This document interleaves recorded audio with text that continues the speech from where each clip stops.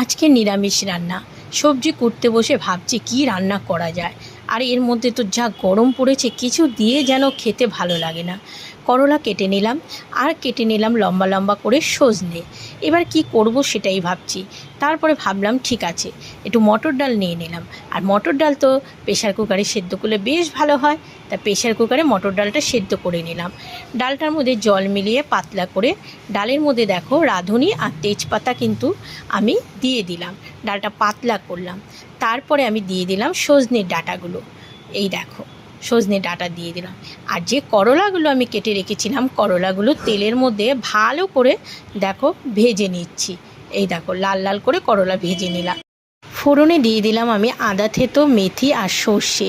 ফোড়ন দিয়ে তারপর আমি উচ্ছেটা ঢেলে দিলাম, সামান্য একটু মিষ্টি দিলাম, তারপর একটু ঘি দিলাম। এটাকে তিতর ডাল ও ইচ্ছের ডাল বলে, গরমকালে করে খেয়ে দেখো, দারুণ লাগে।